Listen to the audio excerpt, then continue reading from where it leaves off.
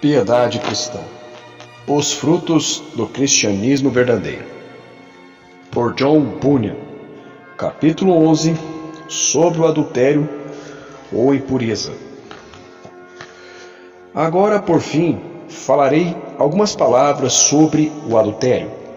Então avançaremos para a nossa conclusão. O adultério está no coração, entre o restante das imundícies que mencionei anteriormente. Marcos capítulo 7, versículos 21 e 22. A respeito desse pecado, eu observo duas coisas. Primeiro, que em quase toda a passagem que o apóstolo fala sobre as iniquidades, ele menciona primeiramente o adultério, a fornicação e a impureza. Podemos ver isso em passagens como Marcos capítulo 7, versículo 21, Romanos capítulo 1, versículo 29, 1 Coríntios capítulo 6, versículo 9, Gálatas capítulo 5, versículo 19, Efésios capítulo 5, versículo 3, 1 Tessalonicenses capítulo 4, versículos 3 ao 5, Hebreus capítulo 12, versículo 16, Tiago capítulo 2, versículo 11, 1 Pedro capítulo 2, versículo 11, 2 Pedro capítulo 2, versículo 10. A partir disso, entendo que o pecado da impureza é um pecado muito predominante e escravizador, o qual facilmente domina o pecador e faz com que ele esteja pronto para cometer esses pecados, aproveitando todas as ocasiões para violar a lei de Deus. Segundo, observe que esse pecado é cometido de forma inconsciente por muitos, até mesmo quando um homem olha para uma mulher. Eu, porém, vos digo, diz Cristo, que qualquer que atentar numa mulher para cobiçar, já em seu coração cometeu adultério com ela. Mateus capítulo 5, versículo 28. Esse pecado de impureza é um pecado muito grave. É o pecado mais comum dentre todos os outros que a humanidade costuma cometer. E visto que é o mais frequente, ele não requer ocasiões tentadoras para ser praticado, pois alguém sempre pode olhar para outras pessoas que estão ao seu redor. Portanto, é necessário que haja uma vigilância redobrada na alma contra esse pecado.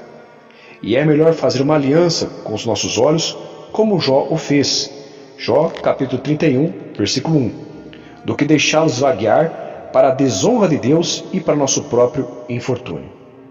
Existem três coisas que revelam que um homem ou uma mulher estão muito inclinados a ceder à impureza de seus próprios corações. Primeiro, a primeira coisa é um olhar lascivo, ou olhos que secretamente repousam sobre objetos que atiçam o coração com pensamentos de imodéstia e impureza. Isaías o chama de olhares impudentes, e Pedro chama de olhos cheios de adultério, que não podem parar de pecar. 2 Pedro, capítulo 2, versículo 14, Isaías, capítulo 3, versículo 16. Cristo também os chama de olhos maus, e João chama de concupiscência da carne e dos olhos, os quais contaminam aqueles que não são muito vigilantes acerca de seus próprios corações. Mateus capítulo 6, versículo 23, Marcos capítulo 7, versículo 22, 1 João capítulo 2, versículo 16. Até aqueles que são mais santos devem se guardar desse olhar lascivo, porque ele também pode se apoderar deles. Quando Paulo pede a Timóteo que suplique às moças para que andem conforme a dignidade do Evangelho, também pede que ele faça isso com toda a pureza. 1 Timóteo, capítulo 5, versículos 1 e 2. É como se estivesse dizendo: tome cuidado para que, enquanto as instrui a santidade, você mesmo não seja corrompido pela concupiscência dos seus olhos. Ah, quantas almas, no dia do juízo final de Deus, amaldiçoarão o dia no qual alguma vez entregaram-se a olhares lascivos. A segunda coisa que evidencia que alguém está muito inclinado à impureza é uma conversa lasciva e indiscreta, como a prostituta de face impudente, da qual lemos em Provérbios, capítulo 7, ou como aquela descrita por Pedro, que engoda com as concupiscências da carne e com dissoluções aqueles que estavam afastando dos que andam em erro. 2 Pedro, capítulo 2, versículo 18. Da abundância do coração fala a boca. Portanto, se somos santos, sejamos vigilantes quanto aos nossos olhos e línguas, e quanto aos desejos impuros e o adultério. Nem ainda se nomeie entre vós, como convém a santos. Efésios, capítulo 5, versículo 3. Observe, nem ainda se nomeie entre vós. Isso implica que quando falamos maliciosamente sobre concupiscências e impurezas, ambas se apoderarão do coração, dos olhos e da língua. Portanto, que essas coisas nem ainda se nomeiem entre vós. Terceiro, outra coisa que indica que um homem ou uma mulher estão inclinados à devassidão e à impureza é quando eles se vestem com roupas curtas e sensuais. Em nossos dias, as roupas de algumas mulheres que se dizem cristãs são as mesmas roupas usadas por uma prostituta. E isso é algo vil, algo que evidencia muita lascívia e sentimentos corrompidos. Se aquelas que se entregam a olhares lascivos, palavras indiscretas e roupas indecentes não são prostitutas em seus corações, eu não sei o que dizer. Um olhar lascivo evidencia pudor? As conversas impuras nos falam sobre castidade? E roupas indecentes que deixam aparecer pescoços e seios e as falas e comportamentos imodestos evidenciam a mortificação das concupiscências? E se alguém perguntar como essas pessoas evidenciam orgulho e desejos carnais, eu respondo: bem, do que elas estão orgulhosas? Não é de seus corpos? E por que estão orgulhosas de seus corpos, se não é para provocar a si mesmas e os outros à lascívia? Deus conhece os corações delas desde o interior e nós os conhecemos pelo seu exterior. Meus amigos, neste livro estou lhes falando sobre boas obras e convencendo-os a fugir daquelas coisas que são obstáculos a elas. Portanto, suportem o modo sincero e direto como falo sobre o pecado. Eu lhes transpasso com muitas palavras para que vocês não sejam transpassados com muitas dores. 1 Timóteo, capítulo 6, versículos 9 e 10. Não falo das boas obras como se elas nos salvassem, pois somos justificados pela graça de Deus somente, segundo a esperança da vida eterna. Todavia, nossos pecados e más obras nos fazem desagradáveis aos olhos de Deus e dos homens. Aquele que não anda de maneira correta, de acordo com a verdade do Evangelho, terá sua paz frequentemente perturbada, tanto pelo diabo quanto pela lei, pela morte e pelo inferno. Sim, e são as nossas iniquidades e concupiscências que fazem com que Deus esconda sua face de nós. Isaías capítulo 57, versículo 17. Como aquele que se dedica apenas a agradar aos olhos dos homens ainda pode pensar que vive de modo agradável aos olhos de Deus? E se mesmo aos olhos dos homens tais pessoas podem justamente ser chamadas de transgressoras, como seus pecados podem ficar ocultos perante aquele cujas pálpebras provam os filhos dos homens? Salmos 11, verso 4. É verdade que a fé é a parte das obras que nos justifica diante de Deus. Romanos capítulo 3, versículo 28, Romanos capítulo 4, versículo 5. Contudo, a fé que é destituída de obras serve apenas para sermos considerados pecadores aos olhos de Deus e dos homens. Tiago capítulo 2, versículo 18. E embora você não acrescente nada ao que lhe salva por aquilo que faça, contudo, a sua justiça pode beneficiar as outras pessoas, como diz o nosso texto. Tito capítulo 3, versículos 7 e 8. Entretanto, se você for tão descuidado a ponto de dizer que me importa ser justo para beneficiar os outros, digo-lhe que o amor de Deus não está em você. Jó, capítulo 35, versículo 8, 1 João, capítulo 3, versículo 17, 1 Coríntios, capítulo 13, versículos 1 ao 3. Ande, portanto, nos caminhos de Deus e observe os mandamentos dele, pois isso fará você ser considerado sábio e sensato aos olhos das pessoas. Eles ouvirão falar sobre os estatutos que você segue e dirão: este grande povo é nação sábia e entendida. Deuteronômio, capítulo 4, versículo 6. Terceiro, observe que os crentes não devem apenas cuidar para que suas obras sejam boas e praticá-las no presente, mas devem preservar zelosamente nelas, ou seja, devem praticá-las continuamente. É mais fácil começar a fazer o bem do que continuar fazê-lo. E a razão disso é que não há tanto da cruz de um cristão no começo de uma obra, quanto existe em uma prática contínua, sã e consciente dela. Portanto, os cristãos precisam ser estimulados a fazer o bem, a fim de prosseguirem em sua obra.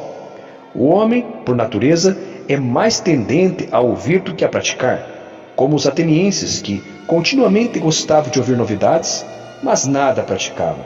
Atos capítulo 17, versículo 20, Isaías capítulo 42, versículo 20. É notável que após Cristo haver dividido seus ouvintes em 4 tipos, ele tenha condenado 3 deles por serem ouvintes infrutíferos. Lucas capítulo 8, versículos 5 a 8. Como é difícil continuar crendo, amando, resistindo a toda oposição, estamos sujeitos a nos cansar de fazer o bem. Gálatas capítulo 6, versículo 9. Arrancar nossos olhos ou cortar nossas mãos e pés não é algo agradável para a carne e o sangue.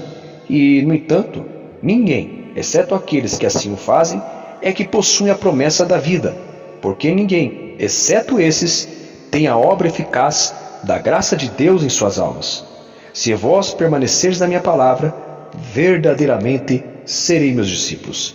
Mateus capítulo 18, versículos 8 e 9, Mateus capítulo 24, versículo 13 e João capítulo 8, versículo 31. É por isso que você encontra tantos "se" nas Escrituras sobre a bem-aventurança dos homens, como "se filhos, então herdeiros", e "se permaneceres na fé", e "se mantivermos firme o princípio da nossa confiança até o fim". Romanos capítulo 8, versículo 17, Colossenses capítulo 1, versículo 23, Hebreus capítulo 3, versículo 14. Não que a perseverança no caminho de Deus seja a causa das boas obras, mas o que acontece é que as boas obras nos preservam nele. Como João diz, saíram de nós, mas não eram de nós, porque, se fossem de nós, ficariam conosco, mas isto é para que se manifestasse que não são todos de nós. 1 João, capítulo 2, versículo 19. Mas eu digo que onde a obra de Deus é realmente iniciada de modo salvífico, encontramos também a carne, a corrupção e o corpo de morte, para se oporem a ela. Portanto, os cristãos devem vigiar e considerar que, contra tais oposições, precisam perseverar na prática das boas obras entre os homens.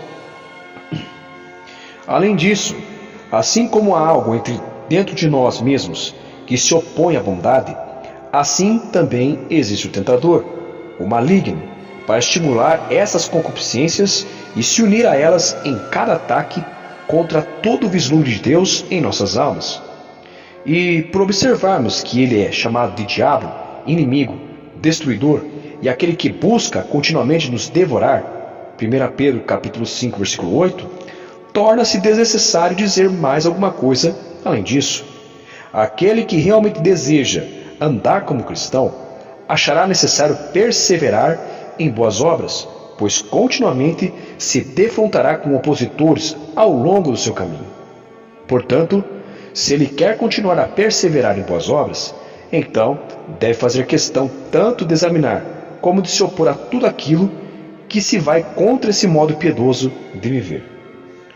Agora observe que a melhor maneira de estimular a nós mesmos e aos outros a prática das boas obras é estarmos frequentemente afirmando a doutrina da justificação pela graça e nós mesmos cremos nela.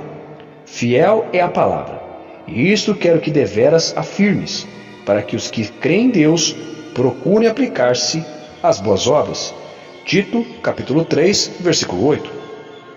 Eu já lhe disse que as boas obras devem fluir da fé, e agora lhe digo que a melhor maneira de você ser frutífero nelas é meditar muito na doutrina da justificação pela graça.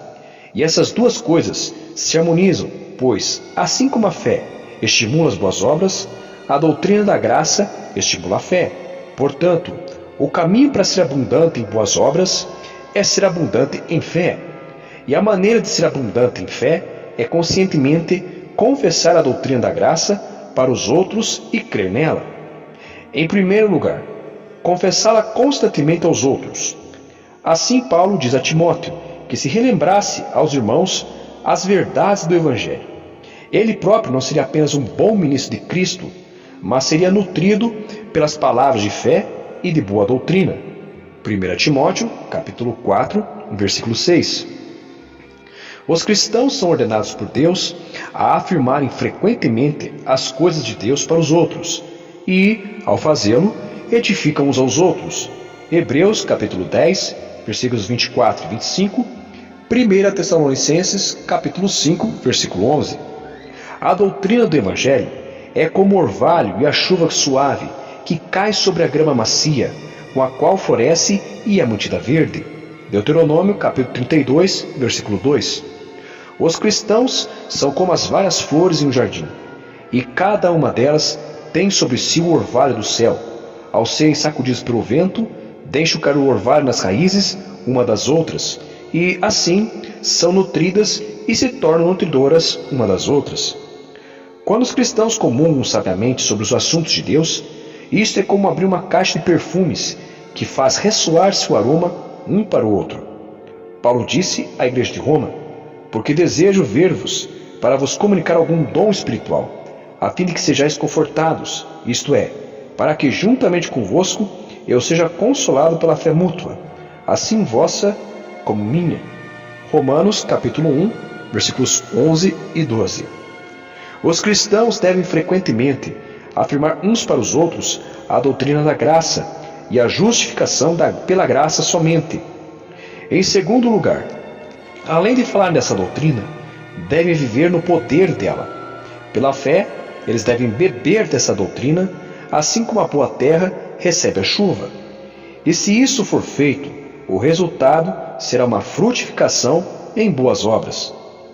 Paulo diz o seguinte aos Colossenses: graças damos a Deus, Pai de nosso Senhor Jesus Cristo, orando sempre por vós, porquanto ouvimos da vossa fé em Cristo Jesus, e do amor que tendes para com todos os santos, por causa da esperança que vos está reservada nos céus, da qual já antes ouvistes pela palavra da verdade do Evangelho, que já chegou a vós, como também está em todo o mundo, e já vai frutificando, como também entre vós, desde o dia em que ouvistes e conhecestes a graça de Deus em verdade. Colossenses, capítulo 1, versículos 3 ao 6. Maçãs e flores não são feitas pelo jardineiro, mas são um efeito do pomar que ele rega. Plante a boa doutrina no pecador e depois a regue com a palavra da graça, e como efeito, espere frutos de santidade e a vida eterna.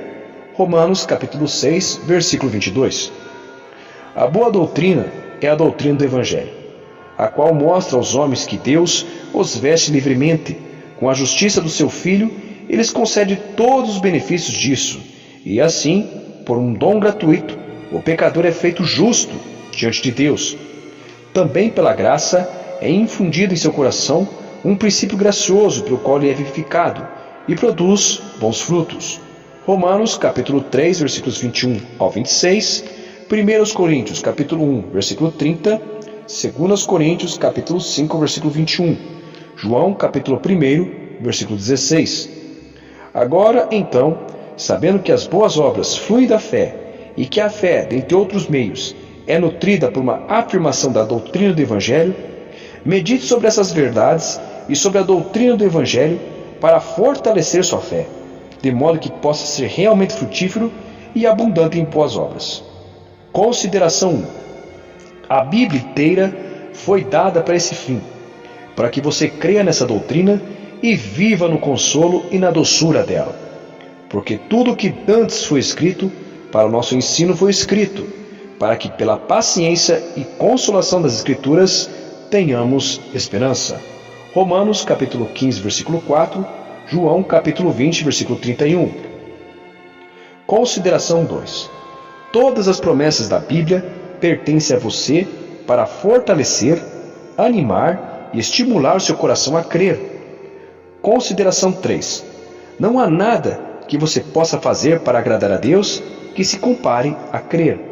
O Senhor se agrada dos que o temem e dos que esperam na sua misericórdia. Salmo 147, verso 11. Eles o agradam porque aceitam o dom da sua justiça. Consideração 4. Os lidares de Deus para com você não são para o seu enfraquecimento, mas para a prova da sua fé. E também tudo que lhe permita Satanás ou o seu próprio coração fazer, não é para enfraquecer a fé. Jó, capítulo 23, versículos 8 ao 10. 1 Pedro, capítulo 1, versículo 7. Consideração 5. Crer é aquilo que manterá sua mente no céu e na glória, bem como aquilo pelo qual você pode resistir ao diabo, enfraquecer o pecado e encorajar seu coração. Hebreus, capítulo 11, versículo 27. Tiago, capítulo 4, versículo 7, 1 Pedro, capítulo 5, versículo 9, Efésios, capítulo 6, versículo 16, Romanos, capítulo 15, versículo 13. Por fim, considere o seguinte: ao crer, o coração daquele que ama a Deus é mantido fervoroso, e isso fará com que você continuamente bendiga a Deus por Cristo, pela graça, pela fé, pela esperança e por todas essas coisas. Em Deus ou em você que acompanha a salvação. Segundo aos Coríntios, capítulo 2, versículo 14, Salmo 103, versos 1 ao 3. Em terceiro lugar, a doutrina do perdão dos pecados, recebida pela fé, fará uma obra notável no coração de um pecador ao produzir boas obras. Mas visto que há um corpo de morte e de pecado em cada pessoa que tem a graça de Deus neste mundo, e porque esse corpo de morte estará sempre se opondo ao que é bom, como diz o apóstolo, Romanos capítulo 7, versículo 21, considere essas breves alertas sobre o que poderá prejudicar uma vida frutífera. Primeiro, mantenha uma vigilância contínua sobre as misérias do seu próprio coração. Não para se desanimar diante da sua vileza, mas para impedir a sua maldade, pois sua vileza lhe impedirá de realizar boas obras, ou lhe impedirá de estar vigilante, pois o mal está presente com você para esses dois propósitos. Cuide, então, para que você não dê ouvidos à sua própria maldade a qualquer momento, mas renuncie, ainda que com muito esforço, às obras do pecado. 2. Esteja continuamente examinando seu coração. Rogue para que os olhos de Deus estejam sobre você e vejam todos os desvios secretos do seu coração, pois não há criatura alguma encoberta diante dele. Antes, todas as coisas estão nuas e patentes aos olhos daquele com quem temos de tratar. Terceiro, se você se negar a fazer o bem que deve, de acordo com os meios que Deus lhe deu para isso, então considere que, embora ame a sua alma, Ele pode lhe castigar. Em primeiro lugar, Ele pode afligir o seu homem interior com aflições, de modo que sua vida seja inquieta e sem consolo. Em segundo lugar, Ele também pode abalar o seu homem exterior, de modo que tudo que conseguir será como aquilo que é colocado em um saco furado. Salmos 89, versículos 31 ao 33, Ageu capítulo 1, versículo 6. E pode até permitir que um ladrão entre em suas propriedades ou que ocorra um incêndio em seus celeiros, e assim você gastará contra a sua vontade e com algo ruim aquilo que deveria ter gasto para a glória de Deus e voluntariamente. Quarto, considere que uma vida abundante em boas obras é a única maneira, de sua parte, de corresponder à misericórdia divina. Deus teve misericórdia de você e o salvou de todas as suas angústias. Deus não deixou de enviar o seu Filho, o seu Espírito e o reino dos céus para você. Paulo diz: rogo-vos, pois, irmãos, pela compaixão de Deus, que apresentei vossos corpos em sacrifício vivo, santo e agradável a Deus, que é o vosso culto racional. Romanos capítulo 12, versículo 1, Mateus capítulo 18, versículos 32 ao 33. Quinto, considere que esse é o caminho para convencer todos os homens que o poder das coisas de Deus controla seu coração. Você pode falar o que quiser, porém, se a sua fé não estiver acompanhada de uma vida santa, será julgado como um ramo murcho, um religioso falador, um sal sem sabor e tão sem vida quanto o metal que soa ou como o sino que tine. João 15, Mateus 13, 1 Coríntios 13, 1 ao 2. Mostre a sua fé pelas suas obras, pois não podemos ver seu coração, Tiago capítulo 2, versículo 18. Se você viver como alguém que foi salvo pela graça, testemunhará para a consciência de todo homem que você é uma boa árvore e, consequentemente, acrescentará culpa ao coração dos ímpios. 1 Samuel capítulo 24, versículos 16 e 17. Agindo assim, você não dará ocasião para que o busca lhe prejudicar e ainda fica livre do sangue de todos os homens. 2 Coríntios capítulo 11, versículo 12, Atos capítulo 20, versículo 26 e os versículos 31 ao 35. Tal é o homem que estimula os outros às boas obras. O ouvido que o ouve esse homem o bendirá, e os olhos que o veem darão testemunho dele. Davi disse acerca desse homem: porque nunca será abalado, o justo estará em memória eterna. Hebreus 10, 24, Jó capítulo 29, versículo 11, Salmo 112, verso 6. Sexto, o coração que é abundante em boas obras tem menos espaço para as tentações de Satanás. E esse é o significado que Pedro disse: sede sóbrios e vigiai, ou seja, esteja ocupado em fé e santidade, porque o diabo, vosso adversário, anda em derredor, bramando como um leão, buscando a quem possa tragar. 1 Pedro capítulo 5, versículo 8. E vós também, pondo nisto mesmo toda a diligência, acrescentai à vossa fé a virtude, e a virtude a ciência, e a ciência a temperança, e a temperança a paciência a piedade, e a piedade o amor fraternal, e o amor fraternal a caridade. Porque, se em vós houver e abundar nessas coisas, não vos deixarão ociosos nem estéreis no conhecimento do nosso Senhor Jesus Cristo. Pois aquele em que não há estas coisas é cego, nada vendo ao longe, havendo-se esquecido da purificação dos seus antigos pecados. Portanto, irmãos, procurai fazer cada vez mais firme a vossa vocação e eleição, porque, fazendo isto, nunca jamais tropeçareis, porque assim vos será amplamente concedida a entrada no reino eterno de nosso Senhor e Salvador Jesus Cristo. 2 Pedro, capítulo 1, versículos 5 ao 11, Provérbios, capítulo 10, versículo 9. Sétimo, o homem que é mais abundante em boas obras é o mais preparado para viver e para morrer. Quanto a mim, estou sendo já oferecido a qualquer momento, diz o frutífero Paulo.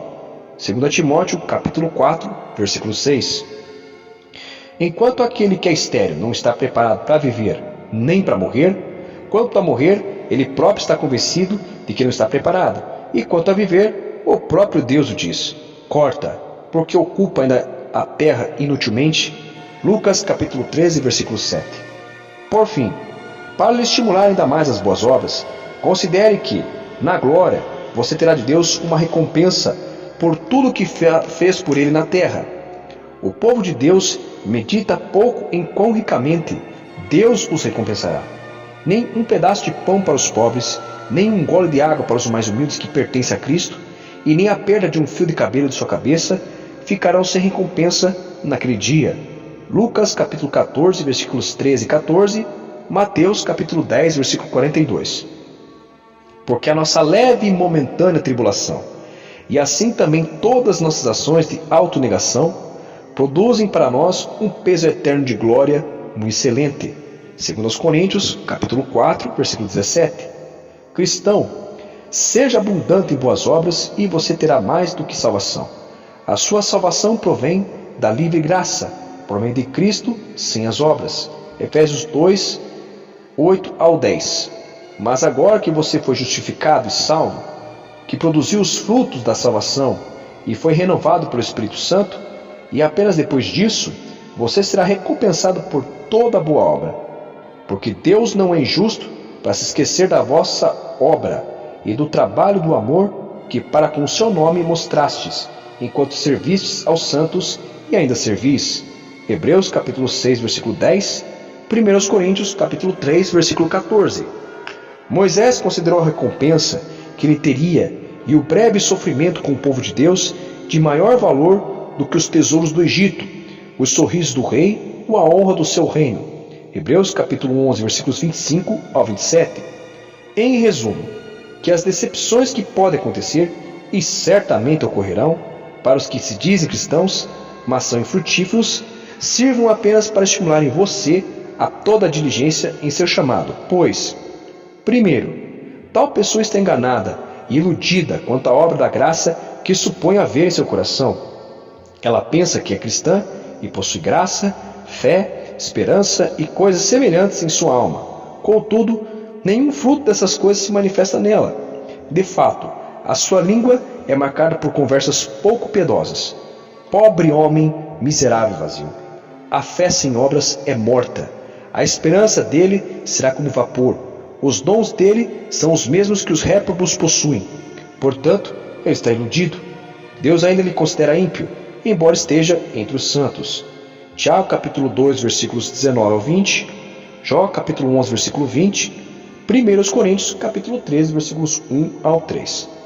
Segundo, portanto, todas suas alegrias e consolações ficam aquém de lhe proporcionarem o consolo da salvação e, portanto, não lhe são úteis. A sua alegria é a dos fariseus, João capítulo 5, versículo 35, ou é como a de Herodes, Marcos capítulo 6, versículo 20, e o tempo mais longo que ela pode durar é apenas um momento, segundo as Escrituras. Jó capítulo 20, versículo 5. Em toda a sua alegria e contentamento com sua religião, você é como um menino que brinca com bronze, e como se fosse ouro, e com tampinhas como se fossem moedas. Portanto, se alguém cuida ser alguma coisa, não sendo nada, engana-se a si mesmo. Gálatas capítulo 6, versículo 3. Terceiro, isso não é tudo. Você certamente terá uma decepção eterna no dia do juízo final de Deus, pois a sua lâmpada estará apagada quando a trombeta de Deus soar aos seus ouvidos, e não poderá resistir à aparição do Filho de Deus em sua glória. A vinda dele será para sua mera profissão de fé como um vento forte é para uma vela prestes a se apagar. Ah, que mudança acontecerá com a virgem insensata! Ela pensou que era feliz e que receberia a bem-aventurança com aqueles cujo coração era reto, mas a sua lâmpada se apagou. E ela teve que sair em busca da graça salvífica. Porém, e se o tempo de buscar a graça já estiver terminado? O céu em que ela imaginou estar era na verdade o inferno, e finalmente foi demonstrado que o Deus em que ela creu era um demônio. Deus a expulsou da sua presença e fechou a porta na cara dela. Ela defendeu a sua profissão de fé, porém, apesar do que falou, foi expulsa do céu. Assim são as veredas de todos quantos se esquecem de Deus. E a esperança do hipócrita perecerá, cuja esperança fica frustrada, e sua confiança será como a teia de aranha. Encostar-se-á à sua casa, mas ela não subsistirá. Apegar-se-á a ela, mas não ficará firme. Mateus capítulo 25, versículos 1 ao 10. Lucas capítulo 8, versículos 25 e 26. E Jó capítulo 8, versículos 13 ao 15. Seja vigilante. A sua alma, o céu e a eternidade estão em jogo. Sim, eles se voltam para você ou para longe de você sob a dobradiça da sua fé. Se você tem a fé verdadeira, tudo é seu. Se estiver errado quanto a isso, tudo estará perdido e você deve estar atento a essa verdade, mesmo que isto frustre as suas esperanças e expectativas, porque em Jesus Cristo nem a circuncisão nem a incircuncisão tem valor algum, mas sim a fé que opera pelo amor. Ninguém vos engane com palavras vãs, porque por estas coisas vem a ira de Deus sobre os filhos da desobediência. Porque a terra que embebe a chuva, que muitas vezes cai sobre ela, e produz erva proveitosa para aqueles por quem é lavrada, recebe a bênção de Deus. Mas a que produz espinhos e abrolhos é reprovada, e perto está da maldição, e o seu fim é ser queimada. Gálatas capítulo 5, versículo 6. Efésios capítulo 5, versículos 3 ao 6. Hebreus capítulo 6, versículos 7 e 8. Objeção. Mas o que devo fazer? Sou tão frio e preguiçoso e insensível que não encontro em mim nenhuma disposição de coração fazer alguma obra para Deus deste mundo. De fato, já houve um tempo em que o seu orvalho repousava durante toda a noite sobre meus ramos, e quando eu podia agir e trabalhar para Deus com desejo e fervor sinceros. Mas ai de mim, agora acontece o contrário. Resposta. Se isso é verdade, o seu caso é triste e você deve se lamentar. Que o Senhor tenha misericórdia de você e para a sua restauração, essa condição eu não lhe daria outro conselho além daquele que foi dado à igreja de Éfeso, quando ela havia deixado o seu primeiro amor. Primeiro, lembra-te, pois, de onde caíste e arrepende-te. Pratica as primeiras obras. Apocalipse, capítulo 2, versículo 5. Observe o seguinte: a primeira obra que você deve considerar com seriedade é lembrar onde caiu. Lembre-se de que você se afastou de Deus, a fortaleza de sua alma, aquele sem o qual não há firmeza, consolo ou força para lhe capacitar a fazer ou suportar qualquer coisa neste mundo. Sem mim, diz ele, nada podereis fazer. João capítulo 15, versículo 5. Essa é uma condição triste e, com certeza, lembrar-se disso é o primeiro passo para restaurar um coração que retrocedeu, pois a lembrança correta disso traz à mente o quanto a alma foi prejudicada por ter vindo parar nessa condição, como ela perdeu as visitações divinas, os sorrisos e as consolações que Deus anteriormente dispensava a ele. Naquele tempo, sua consciência foi lavada com o sangue do seu Salvador. Você caminhava em um caminho que manava mel e manteiga, e o seu coração podia meditar com consolo até mesmo em coisas que seriam terríveis. Jó, capítulo 29, versículos 2 ao 6, Isaías, capítulo 33, versículos 14 ao 19. Mas agora, em vez disso, você se sente em trevas. A dureza de coração e os pensamentos sobre Deus são temíveis para você. Salmo 77, versículo 3. Agora Deus nunca lhe visita, ou, se o faz, é apenas como um viajante, que permanece apenas por uma noite. Jeremias capítulo 14, versículos 8 e 9. Isso também traz à mente como as coisas mudaram em relação a você, no que diz respeito à sua confiança em Deus para a sua bem-aventurança futura. Quão duvidoso você é agora acerca de suas esperanças de ir para o céu e quão incerta esta vida é para você. Deuteronômio capítulo 28, versículos 65 e 66. Segundo, lembra, pois, de onde caíste e arrepende-te.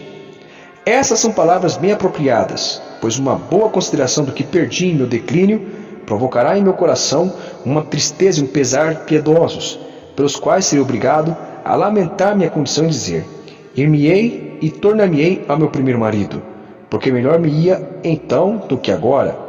Oséias capítulo 2, versículo 7.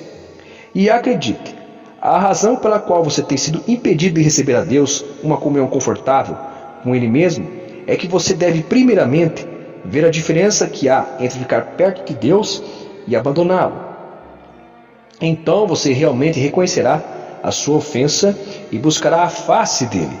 Oséias capítulo 5, versículo 15. Ele não tem prazer na sua condição desamparada. Ele preferia que você estivesse bem próximo. Ele olha para os homens e, se alguém disser: pequei e perverti o que era certo, e isso não me beneficiou, então ele levará a sua alma de entrar na cova, e sua vida verá a luz. Jó capítulo 32, versículos 27 e 28. Lembra-te, pois, de onde caíste, e arrepende-te, e pratica as primeiras obras. Assim como deve haver uma lembrança e um arrependimento, assim também deve haver um retorno de coração à prática das nossas primeiras obras. Devemos crer como antes e nos apossar das coisas do céu e da glória, como no início, porque agora Deus voltou a você como antes. Zacarias capítulo 1, versículo 16. E embora, como Sansão, pela perda de seus cabelos, você esteja fraco, em pouco tempo seus cabelos crescerão novamente. Ou seja, em pouco tempo a sua experiência anterior será tão duradoura, grande e forte como nos tempos antigos. De fato, a princípio você encontrará que todas as rodas de sua alma estão enferrujadas e que todas as cordas do seu coração estão desafinadas. Quando você começar a se mexer, o pó, a imundície e a fumaça do seu coração dificultarão aquela clara contemplação da graça do seu Deus e do amor dele por sua alma. Contudo, seja paciente e prossiga, e embora perceba ser incapaz de fazer qualquer coisa como anteriormente eu lhe digo, levante-se e haja, e o Senhor será contigo, pois Ele não despreza o dia das coisas pequenas. 1 Crônicas, capítulo 22, versículo 16, Zacarias, capítulo 4, versículo 10. Sei que você será afligido por 1000 tentações, que o buscarão levar ao desespero, para que sua fé seja enfraquecida e etc. Mas contra todas essas coisas, use a palavra de Deus, a promessa da graça, o sangue de Cristo e os exemplos da bondade de Deus para com os grandes desviados que estão registrados nas Escrituras, da verdade, a fim de obter encorajamento. Lembre-se que se voltar para Deus depois de retroceder é o maior serviço que você pode fazer por Ele e a maior honra que você pode dar ao sangue de Cristo. E saiba disso, Deus, para mostrar sua boa vontade de receber uma criatura tão indigna, diz que haverá alegria no céu por sua conversão a Ele novamente. Lucas, capítulo 15, versículos 7 e 10. Amém.